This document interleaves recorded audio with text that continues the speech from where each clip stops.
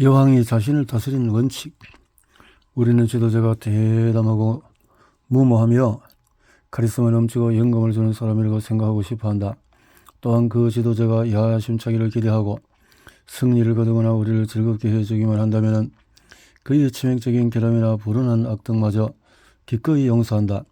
그런 특성이 그에게 강력한 매력을 부여할 수는 있겠지만 안정적이고 지속적으로 우리를 감독하고 지휘하는 데 적합한 자질이기도 할까?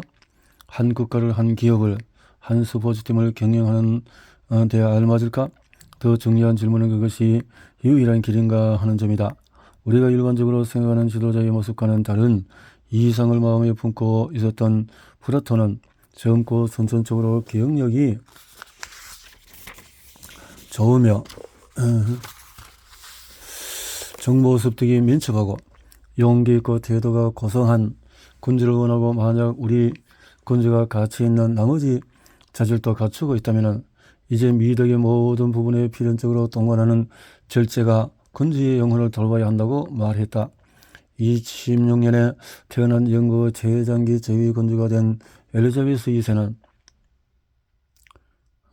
26년에 태어나서 왕족이긴 하지만 건조로가는 뚜렷한 경로에 있었던 것도 아니고 심지어 건조에 오르려고 기대하는 존재도 아니었다. 또한 엘리자베스가 플라톤의 이상을 충족할 인물이라고 본 사람은 거의가 없었을 것이다. 엘리자베스는 조지 5세의 둘째 아들의 딸이었다. 숙고인 에드워드 8세가 이미 2번 이혼한 전력이 있는 나치 동조자와 결혼하려고 왕위를 버리는 무모한 결정을 하고 나서 그를 이어서 왕위에 오른 자가 자기 아버지가 일찍 세상을 떠나는 바람에 갑자기 엘리자베스가 국왕이 되었다.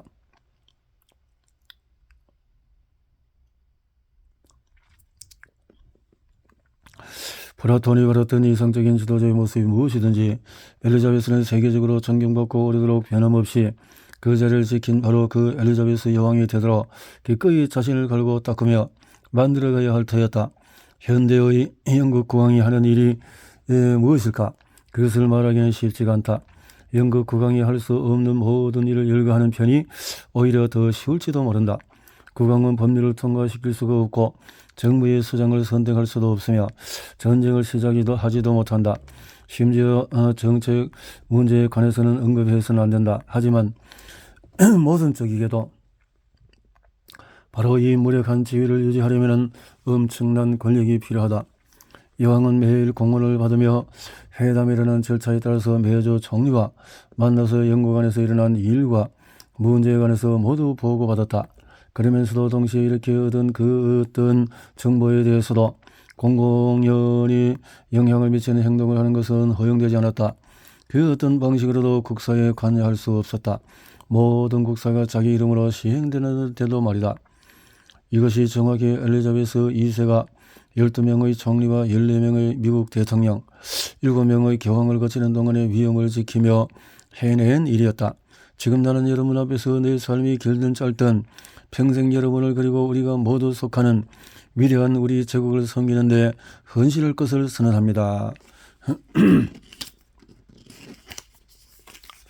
1947년 21살이 되는 생일날 미래의 여왕은 유명한 라디오 연설을 통해서 당시 대영 제국이었던 나라의 국민을 향해 이번 군주제에 헌신하겠다는 뜻을 표명했다. 몇 년 뒤에 엘리자베스는 자신의 의무감에 또 지위에 따른 책임감을 더욱 명시적으로 표현했다. 나는 여러분을 전쟁으로 이끌어갈 수 있고 없고 법률을 제정하거나 사법권을 행사할 수도 없지만 다른 무언가는 할 수가 있습니다. 나는 여러분에게 나의 마음을 드리고 이 오래된 성들로 이루어진 나라에 헌신하고 지구의 형제들과 같은 다른 모든 나라의 국민에게 헌신할 수 있습니다. 엘리자베스는 이러한 봉사가 얼마나 오래 지속될 수는 알 수 있었을까? 그 일이 자신에게서 무엇을 가져갈지, 무엇을 요구할지를 알았을까? 그것은 얼마나 큰 마음과 지성을 요구하는 일이었을까? 르게릭은 뉴욕 앙키스에서 2030이 경기에 연속으로 출쟁함으로써 영웅이 된 사람이다. 엘리자베스 여왕은 거의 70년 동안에 매일 일했다. 엘리자베스에게는 하루하루가 경기가 있는 날이었으니 25,000일 동안의 연속 경기를 치른 셈이다. 엘리자베스는 126개국이 넘는 나라를 방문했다. (1954년에는) 단 한 번의 순방으로 약 6만 4천 킬로미터 이상을 여행했는데 그 중에 많은 거리를 배를 타고 이동했다. 1만 3천 명과 악수하고 수만 명에게 고개를 숙이거나 무릎을 꿇비는 인사를 받았다. 본인이 하거나 남이 하는 것을 들은 여슬이 400회가 넘었다. 그런데 이것은 재위기간에 다닌 100여 번의 순방 가운데서 한 번의 순방에서 있었던 일이다. 모든 순방을 통틀면 바닷길로 100만 해리 이상을 여행하고 항공편으로는 그보다도 몇 배는 더 먼 거리를 여행했다. 400만 명 이상을 만나고 10만 회 이상 상을 수여했다. 어쩌면 가장 대단한 일은 장거리 여행으로 시간대가 바뀐 경우가 많았는데 수십만 회에 달하는 회합, 행사, 방송, 만찬 등의 공석인 자리에서 잠이 든 적이 딱 한 번뿐이라는 사실일 것이다. 그 자리는 여왕이 78세가 된 2004년에 생물학과 의학에서 사용하는 자석의 용도를 설명하는 강연 자리였다. 여왕이 공식적인 의무를 수행하는 데 어마어마한 신체적인 절제가 필요하다는 것은 말할 나위도 없다. 장군, 피곤하신가? 어느 공식 방문에서 자신을 수행하는 무관이 눈에 띄게 꾸정한 자리로 서 있는 것을 본 엘리자베스가 물었다. 아닙니다, 폐하. 그러다면 주머니에서 손을 빼고 똑바로 서도록 해요. 이 말을 했을 때 엘리자베스는 그 무관보다도 약 160cm가 더 높은 단상 위에 있었다. 보좌관들은 여왕이 노년에 접어들었는데도 오랫동안 서 있을 수 있다는 것을 알았다. 엘리자베스가 왕좌에 오르고 나서 세 번째 총리인 영국의 정치가 헤럴드 맥밀런은 언젠가 여왕이 남자의 심장과 위를 지녔다고 홀드갑스럽게 말한 적이 있는데 사실 그것은 어리석은 말이다. 르게릭조차도 엘리자베스 같은 여행 일정을 소화할 수 없었을 것이기 때문이다. 하지만 이 경이로움은 신체적인 위협을 뒷받침하는 것, 즉 엘리자베스가 조용히 끌어낸 정신적인 감정적인 절제를 놓치게 한다. 예를 들어 여왕이 땀을 흘리는 모습은 아무도 본 적이 없다고 전해진다. 이는 마라톤처럼 장시간에 걸쳐서 이어진 행사 참석을 더욱 대단해 보이게 한다. 여왕은 침착한 몸가짐과 평정으로 자신이 일하며 땀 흘리는 모습을 아무도 보지 못하게 한 것이다. 어떻게 그렇게 그럴 수 있었을까? 미국의 제41대 대통령인 아버지 부시의 행정부 당시 엘리자베스가 미국을 방문했을 때 미국의 한 관료는 여왕이 아주 길고 힘든 하루가 될 일정을 조용히 준비하던 순간의 모습을 우연히 보았다. 여왕은 꼼짝도 하지 않고 서 있었다. 마치 자기 내면을 들여다보며 준비하는 듯했다. 이것이 여왕이 자기 배터리를 충전하는 방식이었다. 잡담 한마디 하지 않고 완전히 차분한 상태로 서서 기다리며 자기 안에서 휴식을 취하고 있었다. 힘들게 일하지 말고 똑똑하게 하라고 하지 않던가? 엘리자베스는 수년에 걸쳐서 오랫동안 수행해온 일을 더 입맛에 맞는 방식으로 새롭게 바꾸었다. 왜 굳이 만사를 불안에 떨며 불편하게 해야 하는가? 엘리자베스는 한 사람을 만나는데 평균 4초를 썼다. 정찬에서는 불필요한 코스들을 없앴다. 연설은 반드시 식사 전이 아니라 식사 후로 잡았다. 연설을 마무리하고 바로 빠져나가려는 것이었다.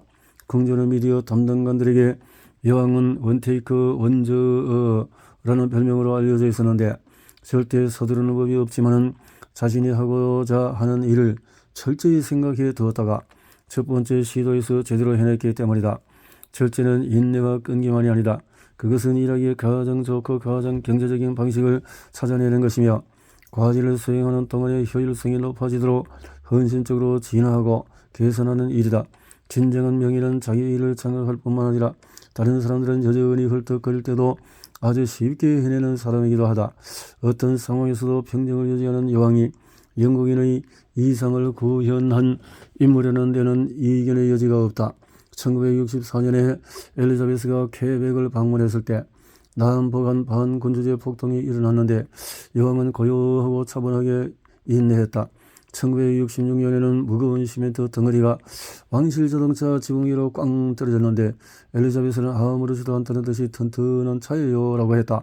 1981년에는 엘리자베스가 말을 타고 있을 때 한 총잡이가 달려와서 6발의 총알을 발사했지만 여왕은 움찔도 하지 않았다. 1982년에 정신 나간 침입자가 여왕의 침실에 쳐들어가며 유리창을 깨다가 베어서 피를 줄줄 흘리고 있었다. 깊은 잠에서 깨어난 엘리자베스는 비명을 지를 수도 있었을 테고 달아날 수 있었으리라. 하지만 그러는 대신에 엘리자베스는 보안요원의 호출을 시도할 수 있게 될 때까지 그 남자를 손님처럼 정중히 대했다.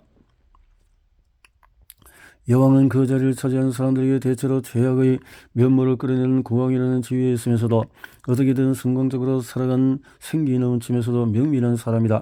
엘리자베스를 지식이라고 하고 말할 사람은 별로 없겠지만은 사실 그 차분한 명민함 자체가 엘리자베스의 자기 절제를 보여주는 증거다. 아버지 조지 6세는 엘리자베스를 이른 나이부터 나라는 일에 참여시키며 자기와 동등한 사람으로 대했다.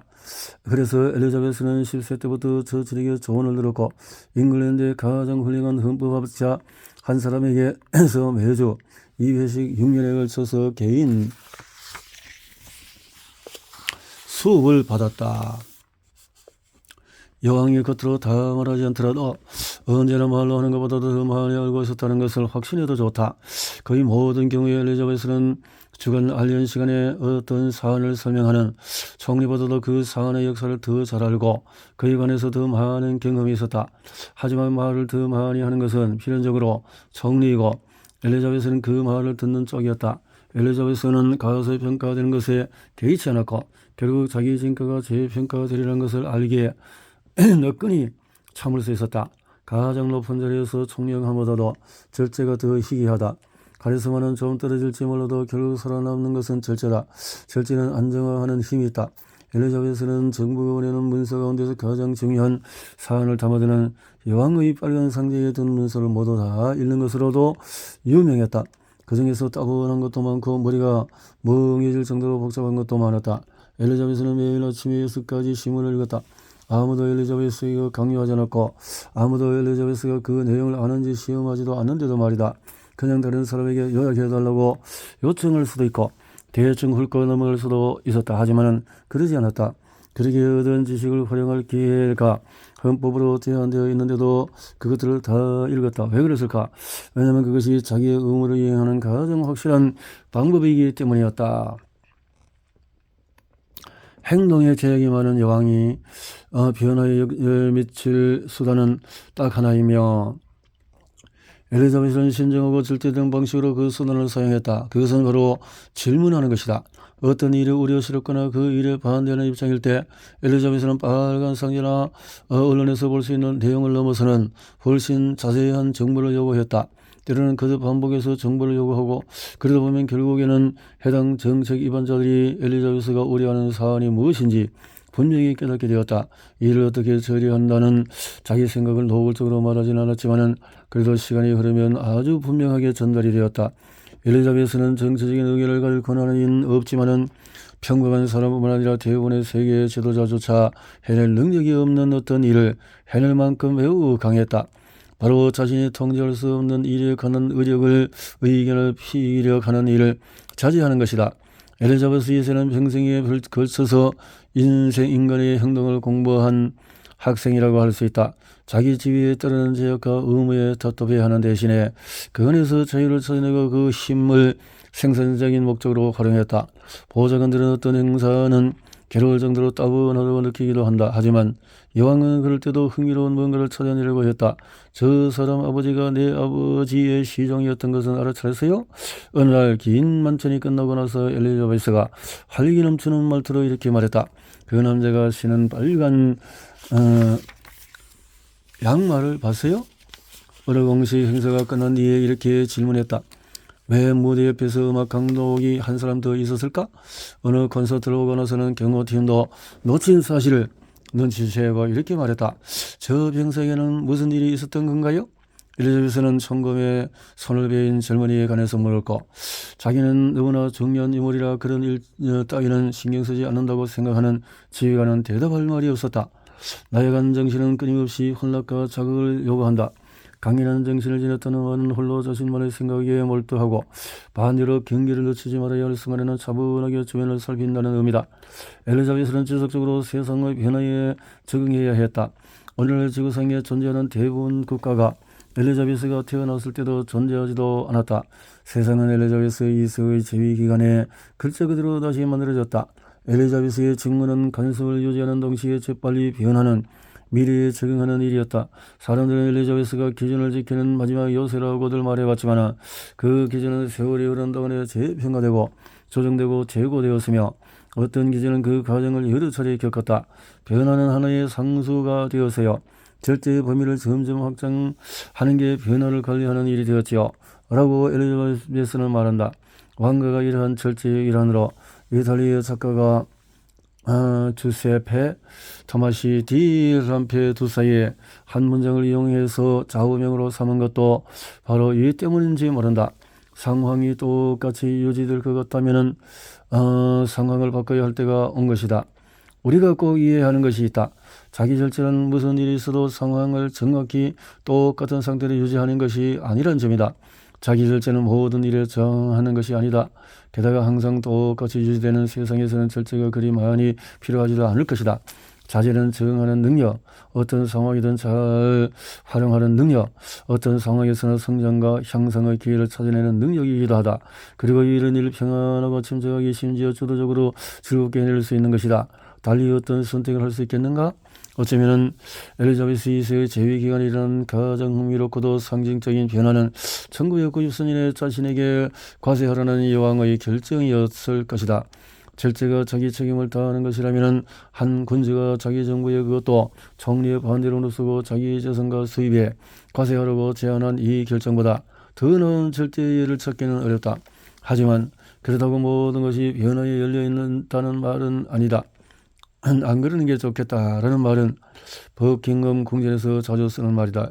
이를테면 정도를 넘지 말자, 일처리를 성급하게 하지 말자, 고장나지 않은 것은 수리하지 말자, 변화까지 포함해서 모든 일을 천천히 하자라는 식이다. 이는 엘리자베스의 상당한 부와 명성에도 적용되었다. 엘리자베스 2세는 금력주의자가 아니었다. 어쨌거나 성에 사는 사람이 아니던가? 운명이 부와 명성을 주었다면 그것을 누리지 않을 이유가 무엇인가? 절제하지 않은 사람은 일정한 범위를 벗어나지 않는 선에서 그것을 완벽하게 누릴 수 있다. 풍요를 관리하려면 여왕은 일정의 유역과 어떤 의무감에 따라서 살아가야 했다. 엘리자베스는 빅토리아 여왕이 그랬듯이 나 역시 언제나 매서의 정도를 지키라는 오래된 금언을 믿는 사람이다 라고 말했다. 왕실이 더 젊은 가족들은 이런 종류의 자기 통제를 어려워하고 반항하기도 했으며 몇몇 힘나는 사례에서는 인간으로서 기본적인 의무마저 저버리고 기도했다. 자기가 원하는 모든 것을 가질 수 없다는 것, 어떤 일들은 타협의 여지가 없다는 것, 특권의 이면은 의무라는 것, 권력은 자질로서 보완해야 한다는 것을 그들도 알았어야 했다. 하지만 모든 사람이 이런 개념을 이해하는 것은 아니다. 그리고 그들의 수치스러운 행동은 그것을 이해하지 못할 때 어떤 결과가 따르는지 우리에게 되새겨준다. 흥분하기는 쉽다. 선호를 표현하기도 쉽다. 난잡해지기도 변덕이나 감정이나 심지어 야망에 자신을 내맡기기도 쉽다. 하지만 자기 자신을 견제하는 것은 어떨까? 기준에 자신을 맞추는 것은 쉬울까? 저기에 그렇게라도 하지 않아도 무사히 빠져나갈 수 있다면 우리는 과연 어떻게 행동할까? 모든 행동에서 자제하고 절제하는 것이 자기가 해야 할 일이 무엇인지 말할 수 있는 것보다도 훨씬 더 훌륭하지 않은가? 고대 로마 시대의 무소리니우스 루푸스가 한 말이다. 왕과 귀족의 존재였던 루푸스는 많은 사람이 자기 우주의 주인이면서도 가장 강력한 힘, 바로 자기 정신을 장악하는 힘, 자기 행위와 선택을 장악하는 힘은 지니지 못했음을 잘 알고 있었다. 그러다고 해도 힘든 인생인 것은 사실이다. 욕만큼 꼼꼼한 삶을 산다고 상상해보라. 연설문 작성자가 다시 버밍엄을 방문하게 되어서 대단히 기쁩니다. 라고 시작하는 연설문 초안을 건넸을 때 여왕은 그를 천천히 살펴보며 대단히라는 단어를 지웠다. 그리고 정확한 사실도 아니고 진정성이 있는 말도 아니며 또한 방문해야 할 또는 끝까지 방문하지 않을 다른 모든 장소에 대한 공평한 말도 아니기 때문이다. 평범한 사람은 다소 화려한 수사를 고사해도 별 문제가 없겠지만 여왕은 평범한 사람이 아니다. 그 균형을 유지하기가 얼마나 어려운 일인가. 자신은 누구와도 다르지만 모든 사람에게 공감해야 한다. 다가가기가 쉬운 사람이어야 하지만 동시에 전혀 흠잡을 데가 없는 사람이어야 한다. 현대적인 그러면서도 시대를 초월한 국가 원수이자 교회의 수장으로서 작은 실수 하나라도 잡아낼 대세로 모두가 지켜보는 시선을 받으며 살아야 한다. 교회? 국교가 이 말이 엘리자베스 자신에게 어떤 감정도 허용되지 않았다는 의미일까? 자기 절제는 로봇처럼 감정을 억누르는 것을 의미할까? 절대 그렇지 않다. 여왕은 자신에게는 높은 기준을 요구하지만은 의리를 위반하는 사람들, 이를테면 손을 뻗어서 자기를 붙잡는 팬이나 고개 숙여서 인사하지 않는 외교관에게는 무척 관대했다. 사람들 엘리자베스가 놀랄 정도로 말을 쓰고 받기가 편한 사람이며 금세 사람들을 편안하게 해준다고 말했다. 왜냐하면 그런 것 역시 여왕이 해야 하는 일의 일부이기 때문이었다. 여왕으로서 사는 것이 힘든 일이긴 하지만 엘리자베스는 그걸로 다른 사람들을 힘들게 하지는 않았다. 공인이라면 마땅히 견뎌내야 하는 비판을 엘리자베스 또한 받았다. 엘리자베스가 그런 비판을 피해서 달아났을까? 그렇게 비판받는 것이 불평했을까? 오히려 정반대였다. 1992년은 여왕이 자신의 안너서 호리빌리서 저 끔찍해 라고 표현했을 만큼 고통스럽고 힘겨운 해였다. 자녀 중에 3명이 이혼하고 그들의 이혼한 배우자 중에서 하나가 모든 것을 폭로하는 회고록을 출간했으며 왕실의 주말 별장으로 이용하던 800년 넘은 역사적인 유물인 윈저 성에는 전기 누선으로 인해서 방 1000여 개 중에 100여 개가 소실되는 큰 화재도 발생했다. 그때 여왕은 아직 화재의 연기 냄새가 다 가시지 않았을 때 언론으로부터 책임 추궁을 당하는 것도 자기 일의 일부라고 말했다. 이런 비판이 공적인 삶에 속한 사람과 기관에 유익한 것이라는 점에는 의심의 여지가 없습니다. 도시든 군주제든 다른 무엇이든 어떤 제도도 그들에게 충성과 지지를 원하는 사람과 그러지 않은 사람까지 포함한 모든 이에 감시해서 자유롭기를 기대해서는 안 됩니다. 그러면서도 엘리자베스는 책임을 묻는 것과 잔인하게 파헤치는 것에는 차이가 존재한다는 것도 분명히 지적해 주었다. 면밀한 감시는 부드럽고 유쾌하며 이해심 깊은 태도를 곁들일 때 그만큼 효과적일 수 있습니다. 변화를 두려워하는 사람치고 오래가는 사람이 없고 피드백이나 실수를 두려워하는 사람 중에서 변할 수 있는 사람은 드물다. 우리는 어떨까? 우리는 어떻게 절제하고 있을까? 압박받을 때마다도 침착하고 우아하게 대처하는가? 아니면 피곤하다고 느끼는가? 자신은 어쩔 수 없는 상황에 놓여있다고 생각하는가? 많은 생각이 핑계라는 것을 우리는 너무나 잘 알고 있다. 엘리자베스 여왕보다도 더 큰 권력을 지닌 지도자는 많았다. 하지만 엘리자베스보다도 더 자질력 있는 지도자는 거의 없었다.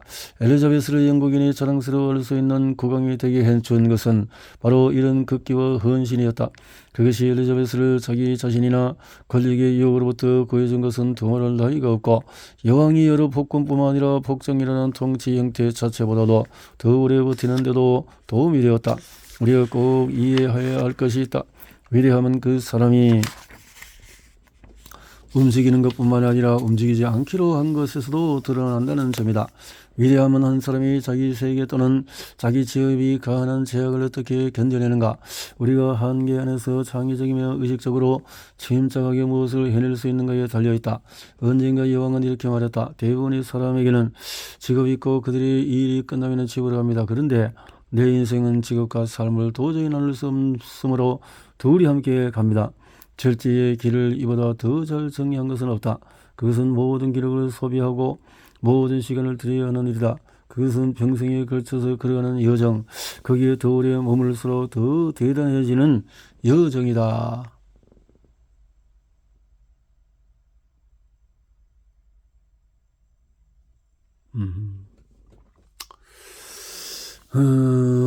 참 축복이면서도 어떤 면에서는 참 고달프고 힘들 일일 수 있는데 사명감이 아니면은 그 억지로 여왕이라는 자리를 하기가 어렵겠구나 하는 생각이 들어지네요.